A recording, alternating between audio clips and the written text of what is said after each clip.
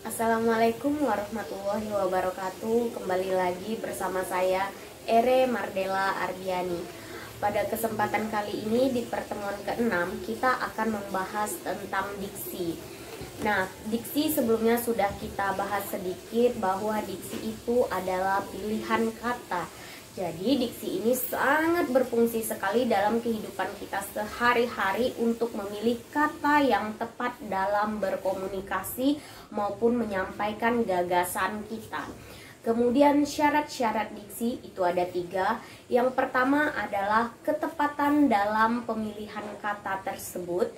Dan yang kedua adalah pengarang harus memiliki kemampuan untuk membedakan secara tepat nuansa makna yang sesuai dengan gagasan yang ingin disampaikan. Dan yang ketiga adalah menguasai berbagai kosakata. Selanjutnya kita membahas tentang jenis diksi berdasarkan maknanya. Itu kita bagi saja 2. Yang pertama ada makna denotatif dan konotasi. Nah, denotatif di sini adalah makna yang sebenarnya. Contohnya nasi. Nasi adalah makanan yang kita makan sehari-hari. Kalau konotasi berarti makna yang tidak sebenarnya. Contohnya banting tulang. Kalimatnya saya membanting tulang dari pagi sampai sore hanya untuk makan. Nah, banting tulang di situ bukan berarti saya membanting-banting tulang saya, tapi di situ saya kerja keras ya. Oke, kemudian kita membahas tentang makna umum dan makna khusus. Nah, kalau makna umum ini berarti dia bersifat universal atau luas. Contohnya saya mengatakan bunga. Bunga itu luas kan? Kemudian burung. Burung itu luas. Sering digunakan secara umum, makanya dibilang kata umum. Nah, kalau kata khusus adalah kata yang lebih spesifik lagi, lebih sempit lagi, sehingga mudah dipahami. Contohnya saya mengatakan mawar, melati, beo, balam. Nah, kalau mawar, melati berarti itu lari ke bunga, jenis-jenis bunga. Kalau saya mengatakan beo, balam, dan lain-lain, itu berarti masuk ke jenis burung. Itu yang dikatakan yang bersifat khusus atau lebih spesifik. Kemudian kita masuk pada kata konkret dan kata abstrak. Kalau konkret itu biasanya mudah diserap oleh panca indera kita, bisa terlihat. Misalnya ini ada bunga. Nah, ini terlihat, kita tahu itu bunga. Kemudian ini ada handphone, kita tahu ini adalah handphone. Jadi bisa kita lihat.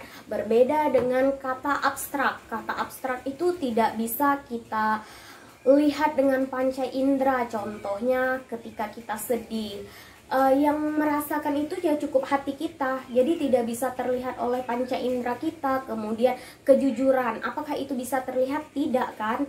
Nah, jadi yang seperti itu tidak terlihat itu masuk ke abstrak. Contoh lainnya misalnya perdamaian, itu abstrak.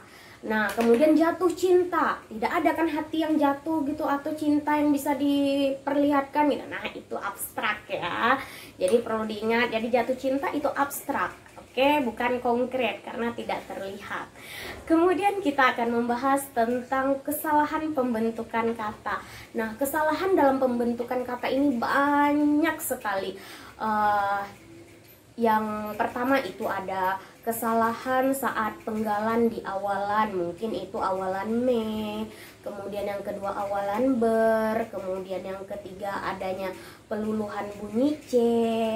Nah, yang keempat ada penyengauan kata dasar. Itu contohnya kita sering mengatakan nyopet, dia menyopet gitu kan. Sebenarnya itu tidak, bukan menyopet. Yang benarnya adalah mencopet, dia mencopet. Nah, itu baru benar. Makanya tadi judul atasnya adalah kesalahan pembentukan kata.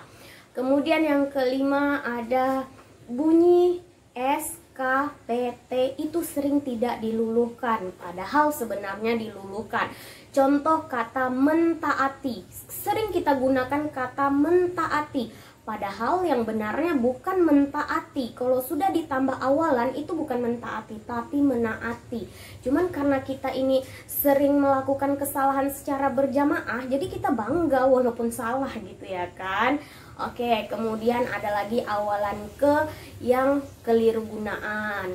Misalnya ketabrak, kucing itu ketabrak mobil, padahal yang benar kucing itu tertabrak mobil. Nah, jadi kita masih sering menggunakan kata ketabrak, sok-sok sudah kota-kotaan gitu ya kan. Nah, kemudian ada lagi tentang pemakaian akhiran ir. Biasanya banyak itu yang mengatakan dikoordinir, itu salah, harusnya dikoordinasi. Nah, seperti itu ya. Selanjutnya ada padanan yang tidak sesuai atau tidak serasi. Kemudian ada juga yang ke-9 tentang pemakaian kata depan di, ke, dari, bagi, pada, daripada, dan terhadap. Yang ke-10 ada pemakaian akronim dan singkatan yang sering tertukar. Kadang karena orang itu tidak menguasai tentang singkatan dan akronim sehingga ia tertukar dalam penggunaannya. Ada lagi yang ke-12 itu adalah penggunaan kata yang hemat. Yang ke-13 ada analogi dan yang ke-14 ada bentuk jamak dalam bahasa Indonesia. Oke, jadi itu saja sedikit tentang kesalahan bentuk kata. Kemudian kita akan membahas tentang ungkapan idiomatik. Nah, ungkapan idiomatik di sini adalah kata-kata yang mempunyai sifat idiom yang tidak terkena kaidah ekonomi dalam bahasa. Contohnya itu kita ambil contoh kalimat ya. Masalah itu terjadi akibat adu mulut yang dilakukan oleh kedua pihak. Jadi adu mulut di situ bukan mulut sama mulut yang beradu, tapi maknanya adalah cekcok atau perdebatan ataupun adu argumen. Oke, cukup di sini dulu pembahasan saya kali ini. Selanjutnya saya akan membuka sesi kuis. Silahkan didengar dan disimak baik-baik ya. Pertanyaannya adalah, apa perbedaan kata konkret dan kata abstrak beserta contohnya? Menggunakan bahasa sendiri ya. Silahkan di komen di komentar bawah ini ya. Jangan lupa di like, subscribe, dan komen ya. Assalamualaikum.